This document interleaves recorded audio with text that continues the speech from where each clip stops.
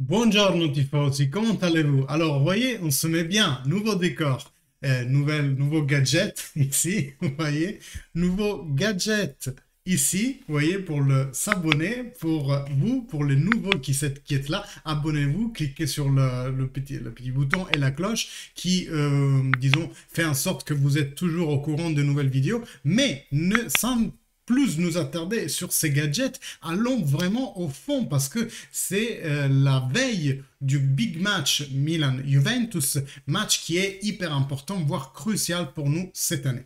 Déjà parce que le Milan a perdu dans la journée précédente contre les Spezia de façon totalement inattendue, et si l'on gagne, on se rapproche à -4. Et vu qu'ils ont, ça fait beaucoup de et, je m'en rends compte, mais si eux, au retour, ils perdent contre l'Inter parce qu'ils ont le derby juste après la trêve par les nationales, on pourrait très rapidement, dans l'espace de 3 matchs, leur niquer 9 points, quoi, et être vraiment très proche d'eux. Donc, on va parler d'abord de la conférence de presse de Massimiliano Allegri, et ensuite, on va un peu s'attarder sur comment on arrive au match en termes de formation, comment eux ils y arrivent, voir un peu les sensations que vous et moi nous avons senties sur les réseaux sociaux qui ont été envahis par Vlahovic, et on va aussi toucher quelques mots sur cette situation-là, mais je vous propose sans plus tarder d'y aller. La première question, comme d'habitude, elle est de Juventus TV qui dit est-ce que vous vous sentez plus confiant qu'auparavant? Allegri dit que oui, en gros, on a gagné en confiance par rapport à tous les big matchs précédents et ça se voit dans une statistique que je vous fais voir à la fin de la vidéo, dans la partie plus analyse du match en amont. Mais dans tous les cas, il dit c'est toujours dommage d'avoir que 5000 spectateurs dans ces matchs qui sont les tops de la Serie A. Quand Romeo Grezzi lui demande si Bernardeschi qui est disponible sera présent sur le terrain dès la première minute demain, il fait aussi la panoplie de tout ce que nous avons récupéré, comme Chiellini, comme Bonucci. Bernardeschi qui a été tenu à repos pendant le dernier match, mais aussi il parle de Rams et que même s'il est guéri du Covid, il sera toujours indisponible puisqu'il va partir. En gros, reconfirmation qu'il est en dehors des effectifs. Et Fabiana Della Valle lui pose une question un peu à double sens, enfin à deux voix si on veut. La première, est-ce que si vous gagnez demain, vous êtes projeté à plus que le Scudetto? Et surtout s'il y a un nouvel avant-centre qui arrive, un cadeau, elle parle de cadeau du marché. Bien entendu, vous savez, l'article de Vlahovic porte sa signature sur la Gazzetta dello Sport. Donc c'est un peu normal qu'elle pose la question. Mais Allegri a une attitude comme d'habitude de mettre les mains en avant, c'est-à-dire un peu de wow, wow, wow, attends, fais gaffe, ne faisons pas des châteaux dans l'air. Essayons déjà de gagner ce match-là et on fait une chose à la fois. C'est un peu une redite de ce qu'il avait dit avant la trêve nationale d'avant. Enfin non, c'est la trêve pour le Noël. C'est que si il finit le mois de janvier-février en restant au même poids de distance, il sera content. Et il a un peu raison parce qu'après, ça va être que des matchs d'équipes de moyen classement, bas classement. En fait, tous les big matchs, c'est maintenant, c'est janvier-février. En gros, si on parlait des Scudetto, on serait en train, il dit, de dire n'importe quoi. Concentrons-nous sur le Milan, un objectif à la fois. Ensuite, il fait une passe sur Dybala et Ken en disant que les deux sont bien psychologiquement, donc il essaie d'apaiser surtout les rumeurs vis-à-vis de Dybala, mais aussi la situation de Moise Kean, qui est très critiqué par la presse en Italie, et il nous dit de ne pas oublier que c'est en classe 2000, donc il a 22 ans, et qu'il n'a que des axes de progression pour mieux faire dans cette Juventus. Ensuite, il nous parle d'une statistique dont je voulais vous parler. Il en profite par rapport à la question du moment de la Juventus pour nous faire voir la chose suivante. Et c'est-à-dire que, en gros, ça c'est le classement actuel. Donc on a 22 matchs. Il n'y a que Atalanta et Inter qui ont 21 matchs, et ça va de la première journée à la 38e, donc bon, tous ceux qui ont été disputés jusqu'à maintenant, en gros. Par contre, là où c'est intéressant, c'est que si on fait le même calcul, mais en partant de la 5e journée, donc on rappelle que les 4 premiers matchs, Udinese, Empoli, Napoli et Milan, on était sortis de là qu'avec les 2 points. Les 2 points avec l'Udinese, le 1 point avec l'Udinese et 1 point avec le Milan. Par contre, faites exception de ces 4 premiers matchs, donc d'un un début assez difficile de la Juventus dans ce championnat. Si on enlevait ces 4 journées, on serait à 39 points, deuxième derrière l'Inter à 40 points. C'est très important ce qu'on raconte là parce que en gros, ça voudrait dire que si on avait démarré mieux le championnat, et là je vous retourne à ma théorie, mais qui est aussi partagée par plein de monde, que si Ronaldo avait eu la gentillesse de quitter la Juventus bien avant les 4 derniers jours du mercato, peut-être que l'équipe aurait absorbé mieux son départ et donc aurait mieux démarré dans le championnat. Ensuite, on lui pose la question sur Arthur. Est-ce qu'il c'est un joueur sur lequel il vise parce qu'on en parle beaucoup vis-à-vis du mercato.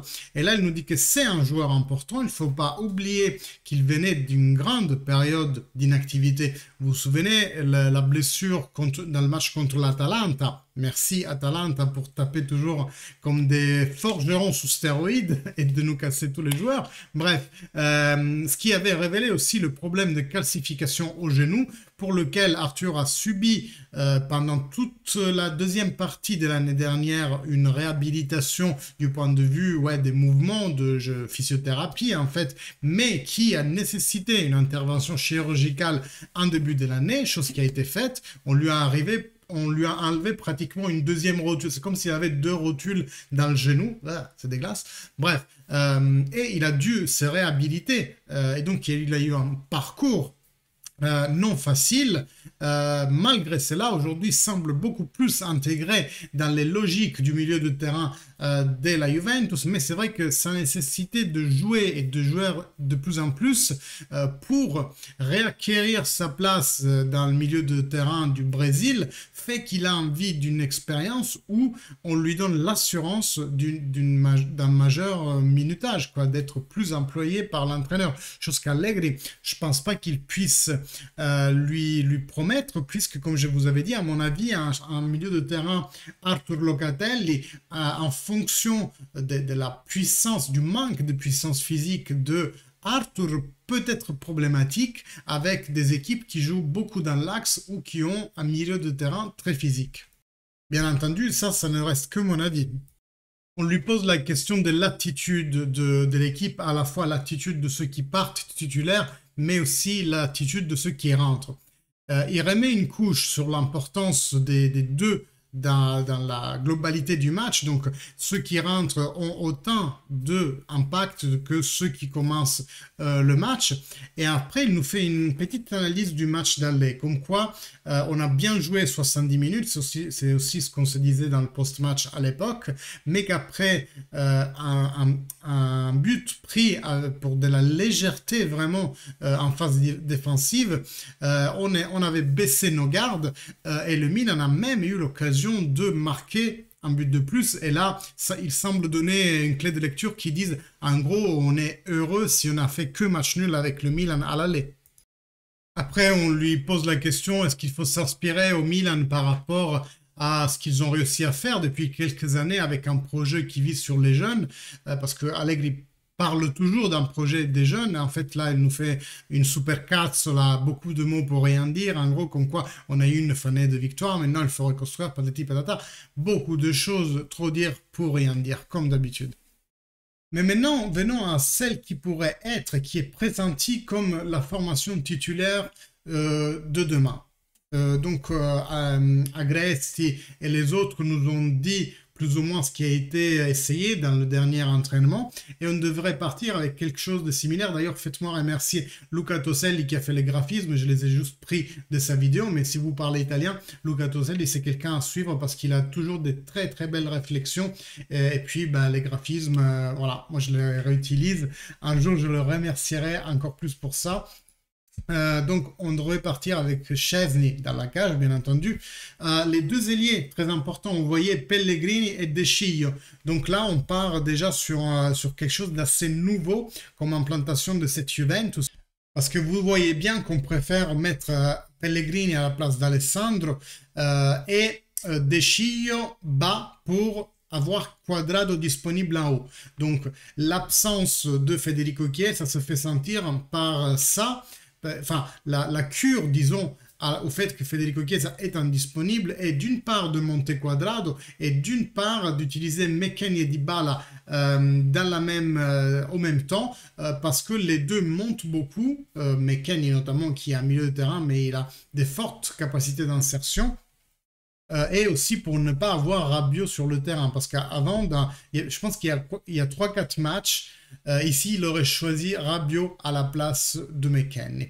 On voit aussi que le couplet de défense serait Chiellini et De Ligt. Donc là, on vise vraiment la physicité de ces deux joueurs pour aller au contraste contre celui qui est ressenti être le couple d'attaque du Milan, c'est-à-dire Giroud et Ibrahimovic. Donc, attaque très très lourde de la part du Milan, avec sûrement Brahim Diaz et Leao qui auraient la fonction de trois quarts, donc pour être entre les lignes et venir faire le lien avec le milieu de terrain du Milan.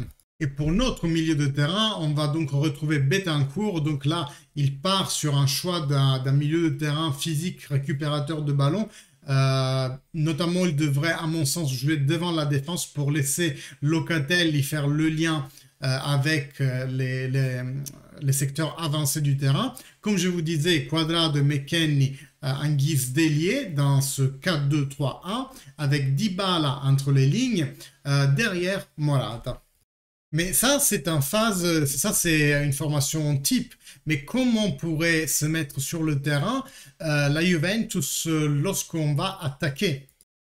Eh bien, comme dit, il y aurait potentiellement une construction à 3, chose que l'on voit de plus en plus chez la Juventus. La toute première fois qu'on avait vu ça, c'était à Allegri dans le fameux match contre l'Atlético Madrid où on avait remonté les 2 buts de l'aller avec un 3-0. Et cette technique, j'ai appris que ça s'appelle la salida alla volpiana, c'est-à-dire pendant que les ailiers montent, ou un ailier monte, mais un milieu de terrain redescend. Donc là, aurait dû être Betancourt qui redescend au milieu de la défense. Dans ce schéma-là, on voit que c'est juste un glissement de la défense. Deschio vient plus à l'intérieur, laissant Chiellini couvrir plus notre aile droite pour permettre à Pellegrini et Quadrado de monter et d'avoir devant eux tous les couloirs disponibles. Dans une phase défensive, dans une transition négative, donc perdant le ballon, on devrait revenir dans un 4-4-2 qui est un 4-2-3-1 mais une variante de celui-ci. Donc là, on voit beaucoup de liberté sur les couloirs pour Pellegrini et Quadrado. Et là, Quadrado est mis là, à mon avis, pour contraster une force de la nature comme Théo Hernandez qui certes en phase défensive et en phase offensive est inarrêtable, mais en phase défensive a beaucoup de lacunes. Donc là, le but, à mon sens, c'est plutôt l'inquiéter de ce qui se passe derrière lui pour l'empêcher d'avancer beaucoup. Locatelli et Betancourt en position de milieu de terrain pour laisser le trium d'attaque, en fait, Dybala, McKennie et Morata, pouvoir faire des triangulations avec les ailiers Pellegrini Quadrado. Donc c'est une Juventus assez offensive à mon sens et cela est dû à plusieurs raisons. Parce que il faut savoir que le Milan en ce moment elle est un peu en crise d'effectifs, notamment de ces deux centraux défensifs, Kalulu et Kjaer. Vous voyez ici que le Milan arrive à ce match avec Tomori qui est blessé, Kjaer blessé, Ballo-Touré indisponible, Kessie indisponible pour la Coupe d'Afrique et il est où? Il est où? Je ne trouve pas Benasser. Ah, ben il est là. Benasser, en fait, il rentre par miracle, mais uniquement parce que l'Algérie s'est faite jeter de la Coupe d'Afrique. Donc, au moins, le couplet de milieu de terrain pourra compter sur Benasser. Ça devrait être un Benasser Tonali. On verra bien si c'est le cas. Dans tous les cas, Milan assez affaibli en ce moment. Brahim Diaz, il semble plus briller comme il brillait au début du championnat. Donc, en gros, on a des chances. Comme on avait des chances contre le Napoli, on ne les a pas saisies. On a gardé la même distance du Napoli, mais là, il faut vraiment y aller parce que c'est l'occasion rêvée pour raccourcir ultérieurement le classement. Les gars, dans les derniers 10 matchs, on est imbattu, on n'a jamais perdu. Et on a récupéré un nombre faramineux de points, un peu à toutes les équipes au-dessus de nous.